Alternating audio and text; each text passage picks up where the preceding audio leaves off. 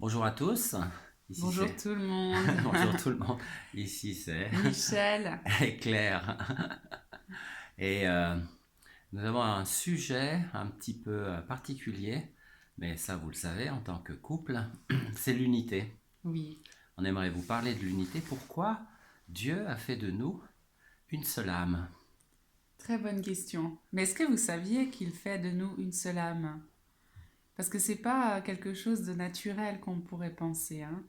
On est un homme, une femme, et l'homme et la femme se rencontrent, ils tombent amoureux, et puis ils finissent par s'unir.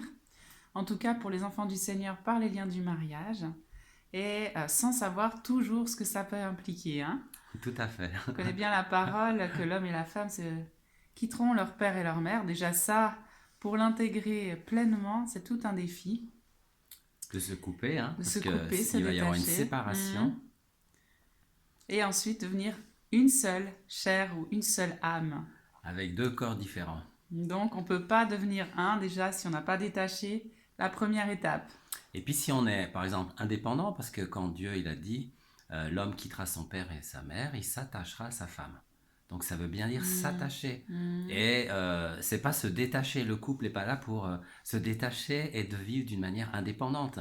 Donc le but de notre Dieu, notre Créateur, c'est de réunir ceux qui étaient séparés. Quel grand mystère le mariage, hein. C'est merveilleux. Et l'Esprit de Dieu qui souffle sur un couple les unit toujours plus parce que c'est le projet du Père. Si on se laisse travailler, parce que ça aussi, ça dépend de nos choix, hein, Exactement. ça dépend de l'attitude de notre cœur. Si on souhaite réellement obéir aux standards de Dieu, eh bien, c'est l'attitude, c'est de chercher le meilleur pour son conjoint et de s'attacher à lui. Et on peut lui demander chaque jour de nous remplir de son amour pour que notre conjoint puisse être pleinement épanoui, en fait. Et tu disais quelque chose d'intéressant hier, c'est par rapport à l'importance, à la priorité qu'est le couple dans le cœur de Dieu. Tu veux en parler peut-être? Oui, ce qui est important, c'est déjà plaire à l'autre, quelque part. Hein, t'es d'accord, chérie? Oui, oui, oui. C'est important, ça. C'est-à-dire qu'on s'efface pas, c'est pas l'histoire de s'effacer, mais c'est de savoir qu'est-ce qui lui plaît. Et puis, surtout, ce qui est important, c'est de développer une relation. C'est-à-dire, il y a quand même des gentillesses à donner, il y a quand même des mots à donner, des mots d'amour, il y a quand même du respect. C'est très important le respect. Si vous attendez qu'il y ait un trop grand décalage, après 15 ans, 20 ans, s'il y a eu que des reproches, hein, ou des représailles, eh bien à la fin, qu'est-ce qu'il va faire? Les cœurs vont s'endurcir et puis ça va être difficile de ramener tout ça à bord, hein. Amen. Ouais, tout à fait. On va prier pour vous On va peut-être, hein. prier, ouais, on va prier pour que tout ce qui n'est pas encore un dans votre couple, pour ceux qui nous regardent et ceux qui ne sont pas encore mariés, eh bien qu'ils y aspirent parce que le Seigneur va vous préparer dans ce sens. Alors Père, on te loue au nom de Jésus et on te remercie de ce que chaque personne qui regarde cette vidéo va être touchée pour être attachée à son conjoint, Seigneur. Et qu'il puisse se détacher encore s'il y a des choses à détacher pour qu'il ne fasse plus qu'un. C'est ton projet, Père, au nom de Jésus. Amen.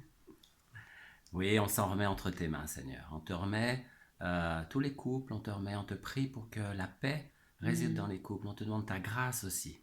On te demande ta grâce et puis qu'il y ait de l'amour, qu'il y ait du respect.